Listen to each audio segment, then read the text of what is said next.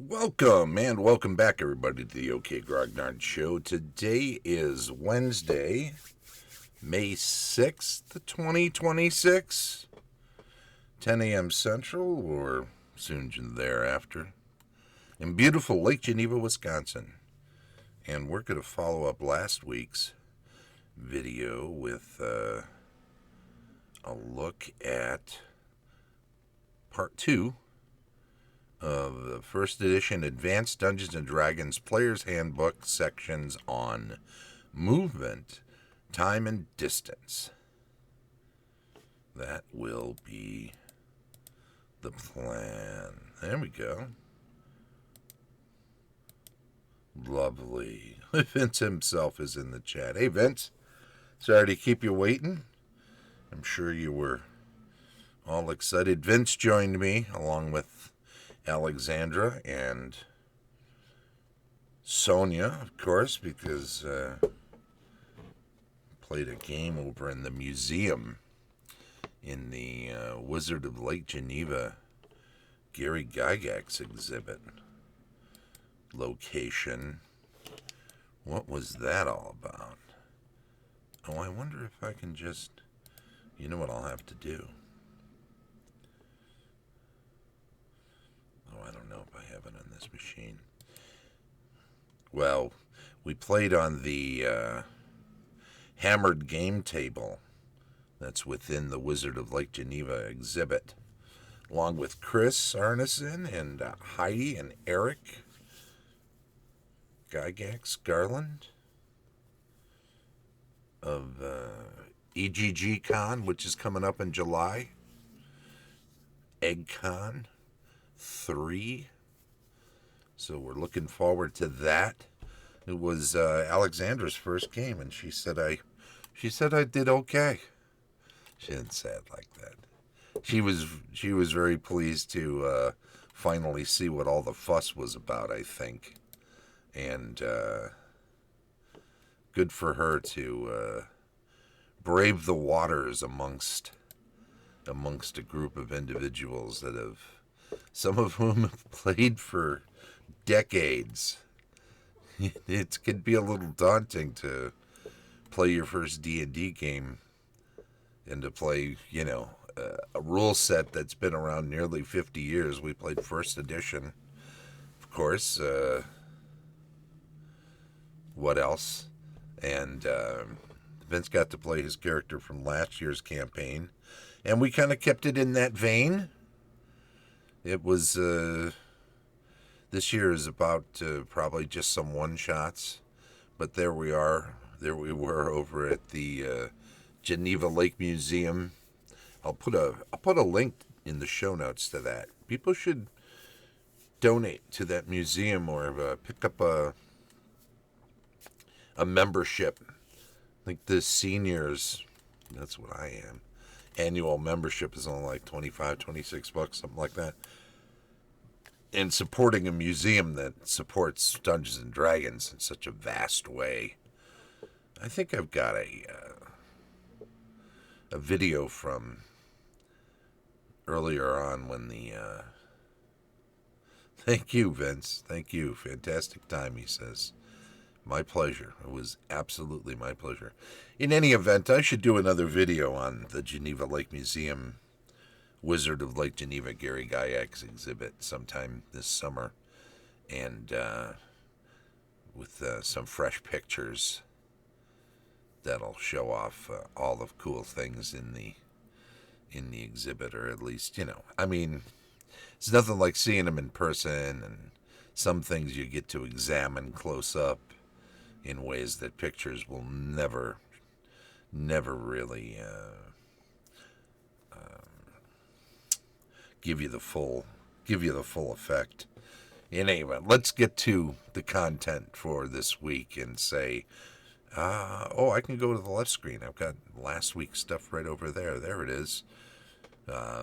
Movement, time, and distance factors. We went over movement in the dungeon and the various rates and how it is denoted within the rules using double hash marks to say inches and single hash mark to denote the number of feet and how that translates. 6 inches being 60 feet, how much you can travel in one round at a normal movement speed unencumbered. Segment, 6 seconds. There's 10 segments in a round, which is a minute. 10 minutes in a turn.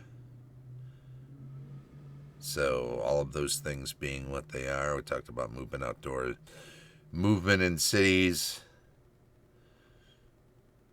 some special notes. But this is what we didn't cover. Time in the campaign is very important. Your referee will keep strict account of the time consumed by various characters, or it is likely to separate them, since not all participants are likely to play at the same actual time.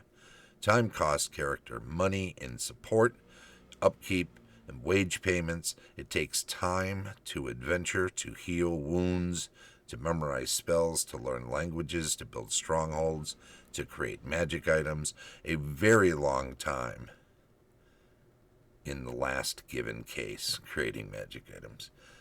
In adventuring below ground, a turn in the dungeon lasts 10 minutes. In combat, the turn is further divided into 10 melee rounds, or simply rounds. Rounds are subdivided into 10 segments for the purposes of determining initiative and order of attacks. Thus, a turn is 10 minutes, a round 1 minute, and a segment 6 seconds. Outdoors, time is measured in days, usually subdivided into daylight movement and night rest periods. Thus, while actual time playing is about the same for a dungeon adventure, the game time spent is much greater in the case of outdoor adventures. So there's a bit of a dichotomy here, right? A bit of a disconnect between the oops, I want to move that up there. The idea that real time is being eaten up even as you're playing. So I can play, and if there are no encounters and I'm moving, I'm moving. They're not saying that every minute I say I'm moving has to cost a minute in the real world. They're saying that for my characters, every turn, every day I'm traveling ticks that much off my character, and that's the point in time within the campaign that my character has used up. And if not every character is there to play on a given day, then the rest of them are stuck in the past, essentially, according to the way that they played back in the day. Now, as I was talking to Vince there, we played this one-shot, and we hadn't played since last November.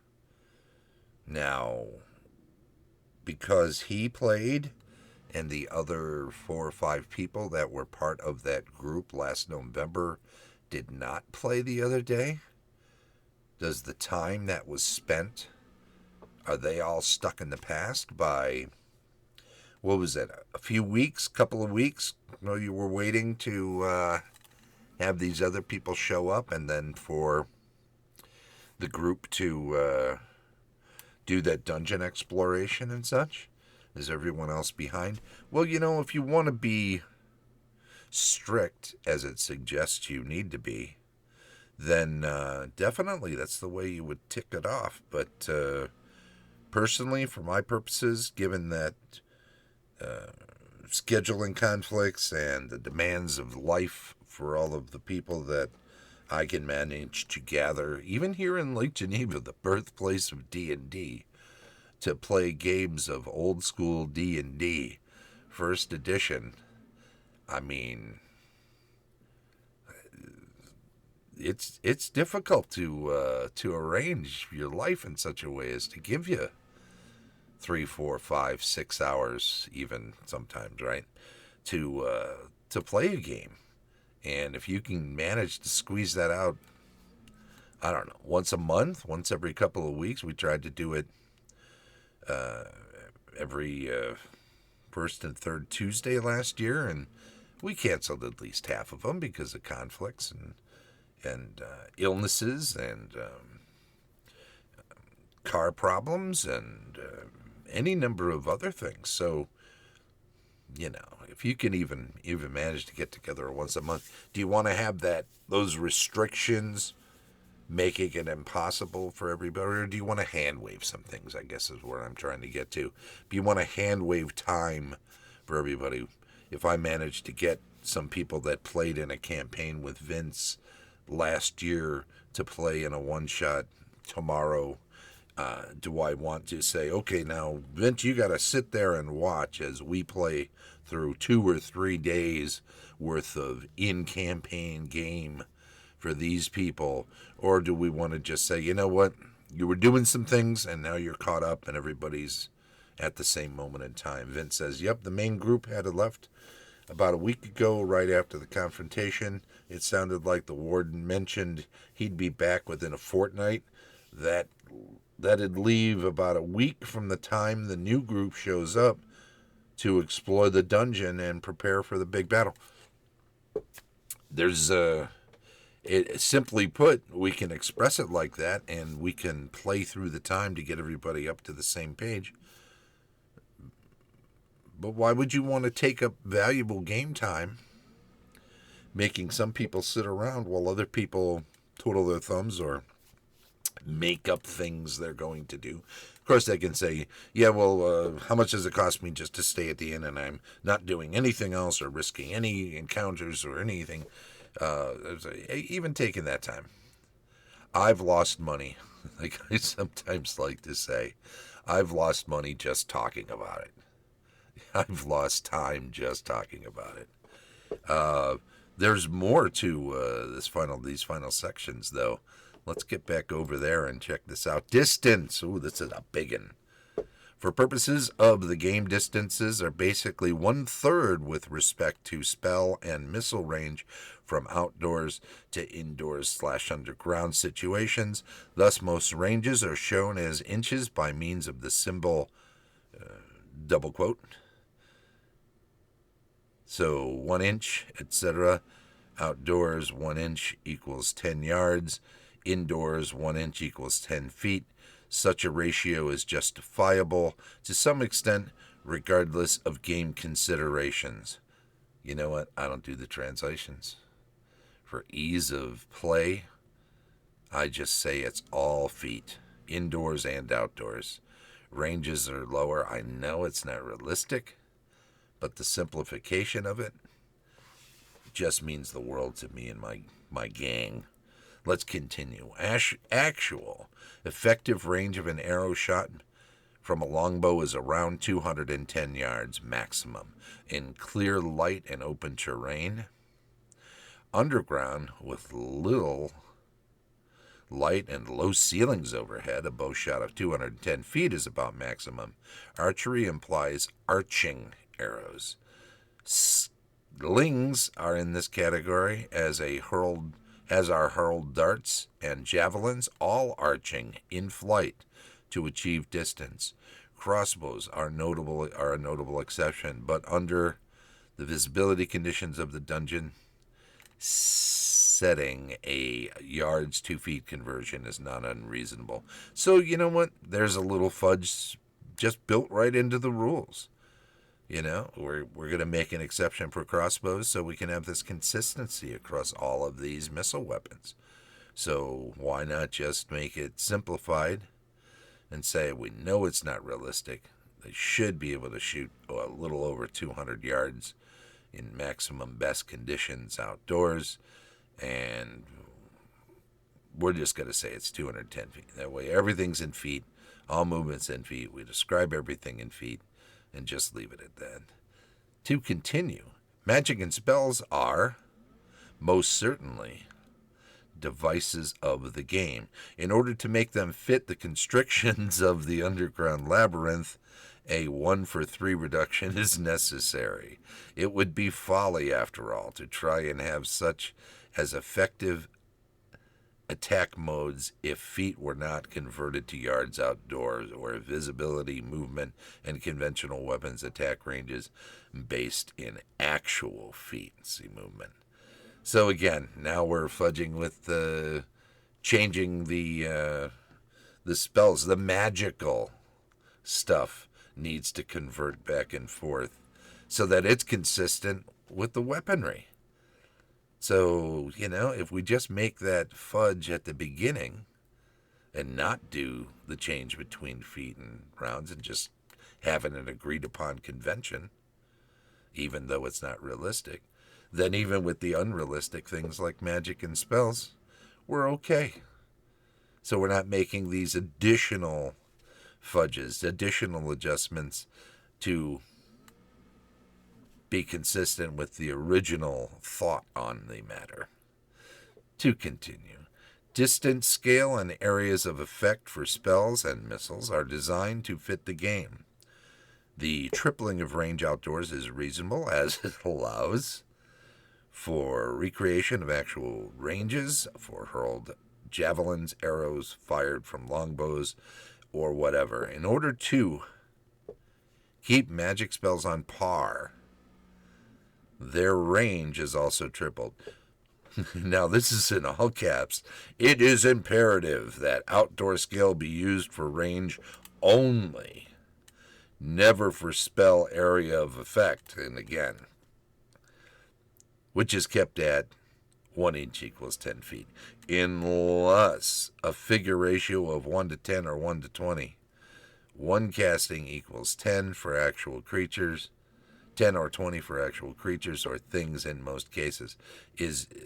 So unless a figure ratio of 1 to 10 or 1 to 20 is used, and constructions such as buildings, castles, walls, etc. are scaled to figures rather than to ground scale. So again, we have to make this insistent, not a restriction, but rather clarification of how that works because of the conversion. And so be it. If you're going to do mass combats, you need to have a different set of conventions. But as long as you're just playing one figure equals one, if you're doing miniatures, or as long as when you're describing it in theater of the mind, everything's 1-to-1, don't have to worry about this particular caveat. Note that the foregoing assumes that a ground scale of 1 inch equals 10 yards is used. So when we use that yard conversion, these other things also need to be considered and come into effect. And it's true. All of what he says is absolutely true. If you're going to use that 1/3, if you're going to use that 1 inch equals 10 feet indoors, 1 inch equals 10 yards out of doors, then all of these other things need to be tacked on and used to make all of that make sense. The only thing you need to do, if you just say it's always inches, is say we're just going to agree that the ranges of these weapons is reduced in this case. So we're going to flout physics for this one thing just to keep it consistent throughout and not have to have all of these caveats. To finish, movement scale is kept as flexible as possible in order to deal with the multitude of applications it has. For example, dungeon movement, exploring and otherwise, city travel, treks through the outdoors, and combat situations arising during the course of any such movements. Your referee will have information which will enable him or her to adjust the movement rate to the applicable time scale for any situation. So, it's good to tack that on at the end, right? It's good to say, this is the player's handbook, and the referee's going to have the final say. And in my case, it's, we're just going to ignore this one physical change we have to make. And I'm not saying any of what was written was wrong.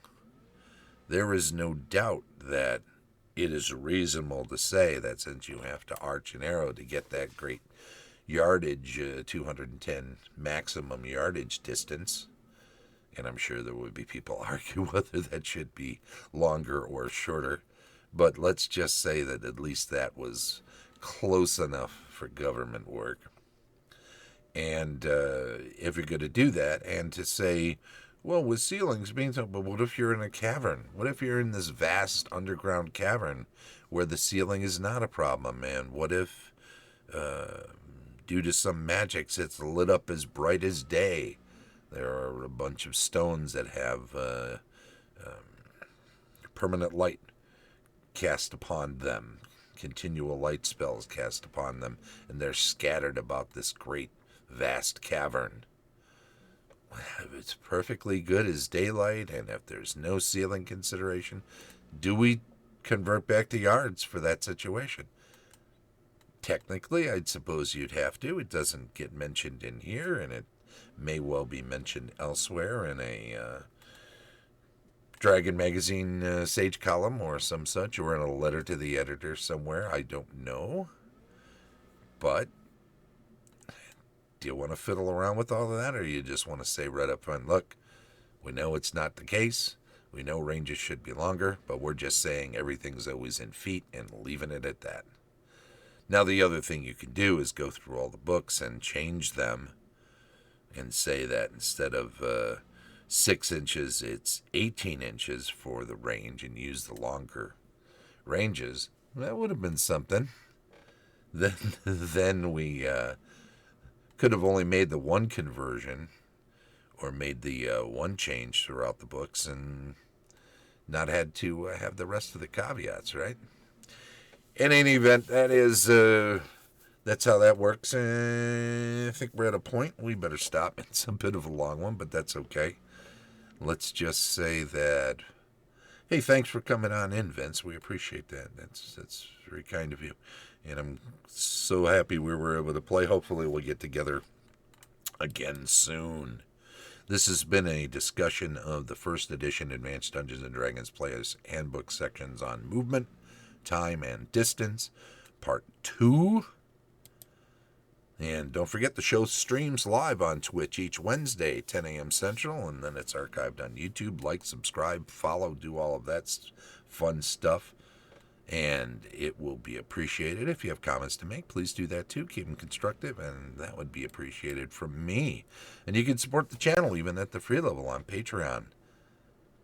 And join other such illustrious individuals as Tom Tullis of Fat Dragon Game, Carlos Lysing of Castle Entertainment, Heath Barnden of the AD&D 20, Dave O'Brien, unauthorized user, Dethangel Shadow, Heidi and Eric Gygax Garland of Gaxland and EggCon, Vince Ragusa of the Maroon Room, a prog rock band of great renown, Daniel Caldwell of the Griffin and Gargoyle, Martin Thomas of Daddy Rolled a One, an excellent YouTube channel for old school's D&D information, Christian Garcia, Stephanie Lesniewski-Gruchow, Cera Toppilopkus, Colin Szablewski, Sergeant Zeno, Bruiser, Nate Mosier, Rod Garcia, John Smith, and as always, Shane Bradley, DM Extraordinaire. This has been the OK Grognard Show from beautiful Lake Geneva, Wisconsin. Thank you, and bye-bye.